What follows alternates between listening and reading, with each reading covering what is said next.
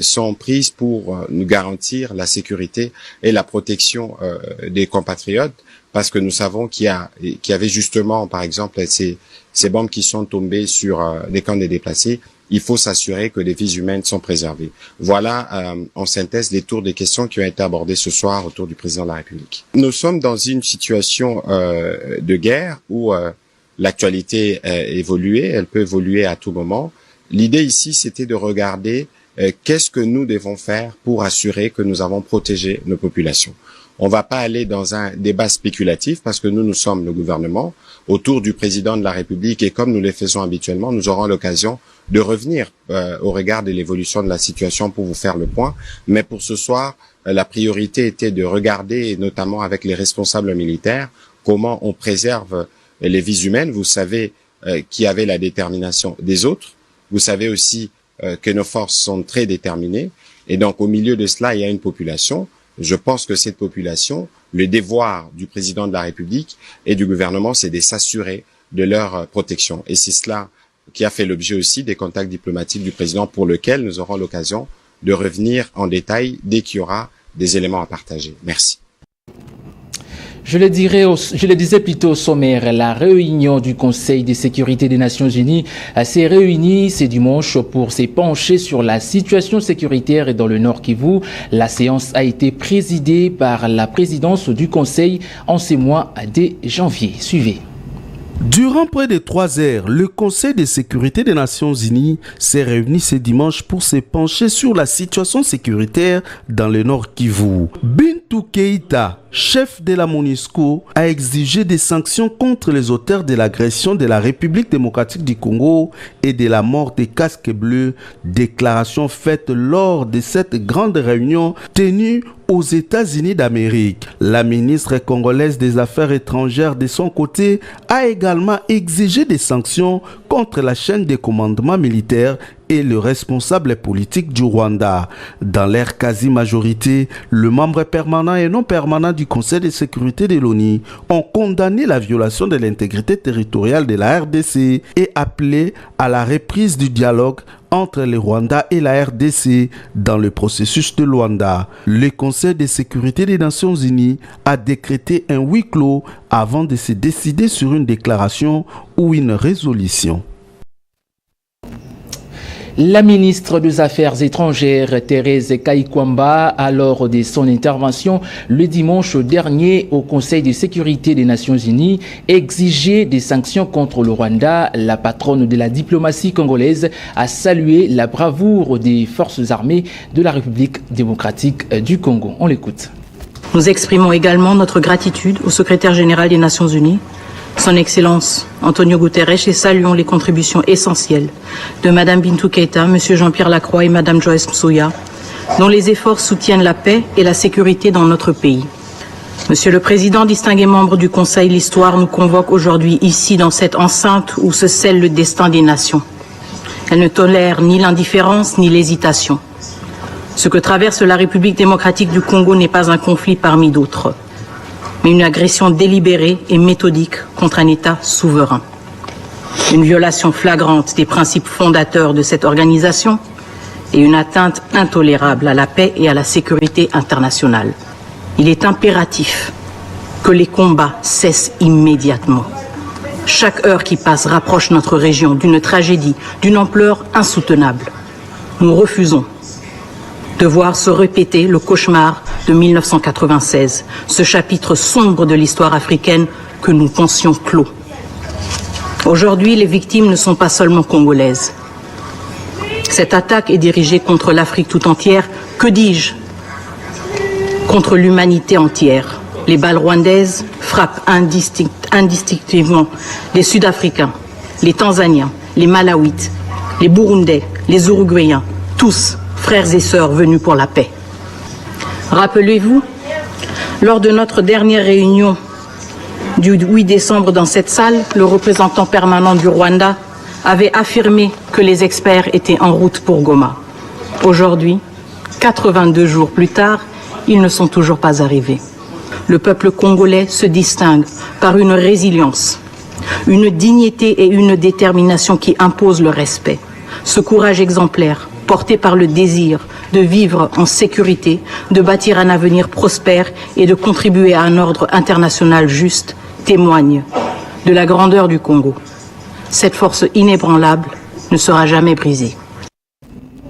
Et puis, la situation sécuritaire dans l'est de la RDC, Kinshasa ordonne le rappel immédiat de ses diplomates en poste à Kigali et exige du Rwanda l'arrêt sous 48 heures de toutes les activités diplomatiques et consulaires de son ambassade à Kinshasa, selon un communiqué du ministère des Affaires étrangères rendu public le samedi 25 janvier. Reportage. Le ministre des Affaires étrangères, Coopération internationale et francophonie de la République démocratique du Congo présente ses compliments à l'ambassade de la République du Rwanda à Kinshasa et tient à l'informer du rappel des diplomates de l'ambassade de la République démocratique du Congo à Kigali avec effet immédiat.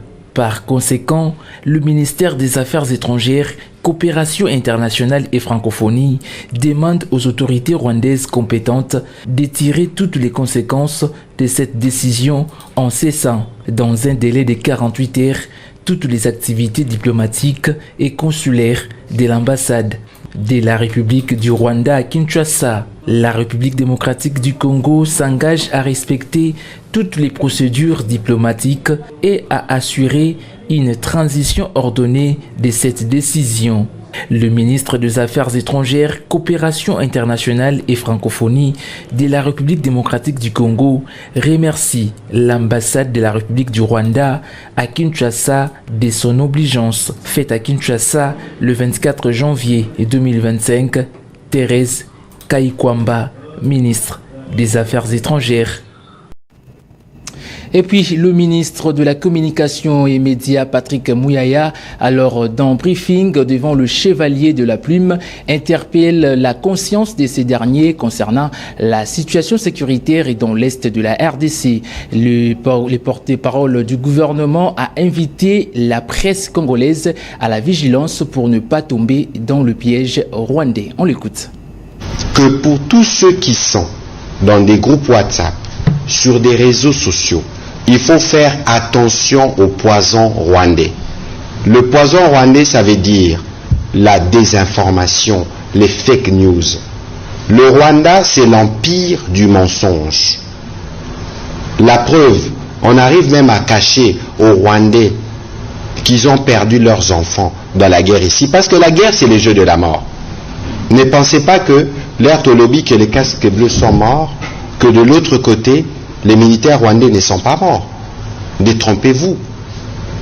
Tous ceux qui partagent des informations manipulées sur les réseaux sociaux, il faut les dénoncer. Il faut les interpeller pour qu'ils n'utilisent pas les mégas des Congolais, les téléphones des Congolais pour faire la guerre au Congo. J'espère que sur ce point, nous tous on s'est accordés. Au cours du 29e Conseil de ministres, le président de la République et les membres du gouvernement ont rendu un vibrant hommage au général-major Peter Chirimwami, gouverneur du Nord Kivu, tombé armé à la main au front. La situation sécuritaire du Nord Kivu était également passée en plein fin. Reportage. C'est vendredi, à la Cité de l'Union africaine, le chef de l'État a présidé le 29e Conseil de ministres du gouvernement souminois.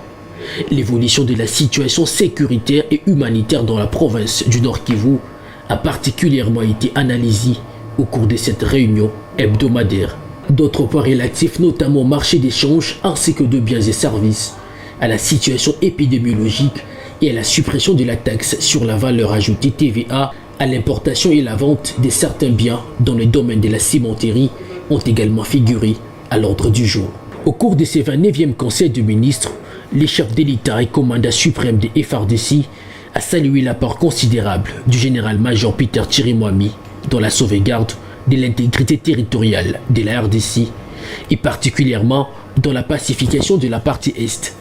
Une occasion pour les membres du gouvernement de rendre un vibrant hommage à cet héros.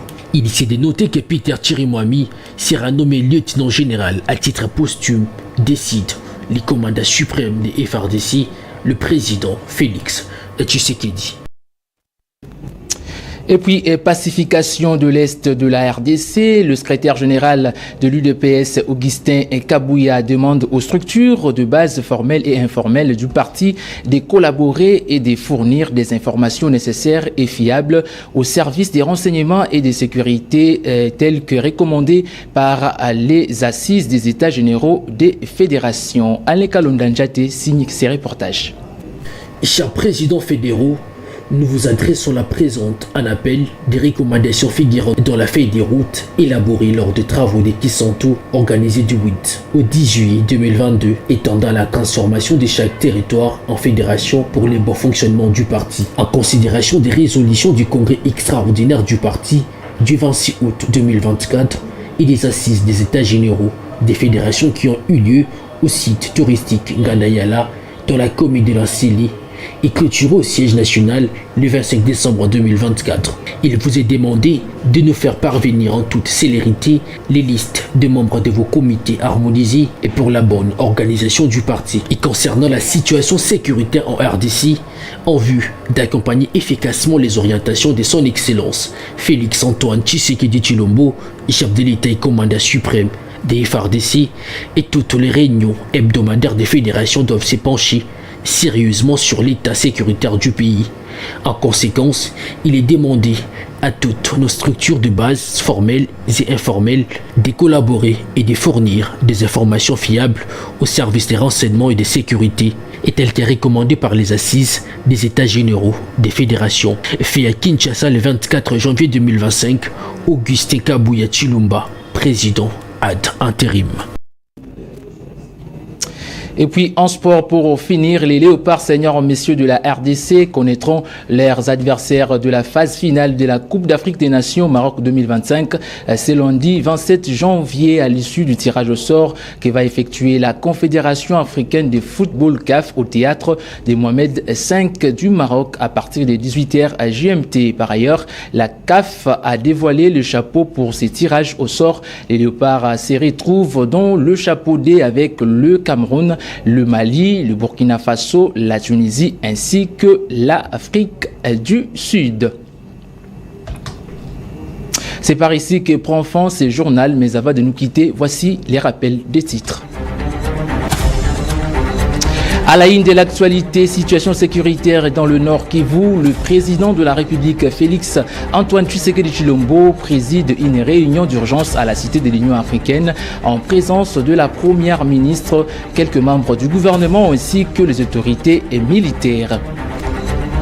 À la une également, le Conseil de sécurité des Nations Unies s'est réuni pour se pencher sur la situation sécuritaire dans la partie est de la RDC. La séance a été présidée par l'Algérie qui dirige la présidence du Conseil en ces mois de janvier 2025. Fin complète de ce journal. À toutes et à tous, au revoir.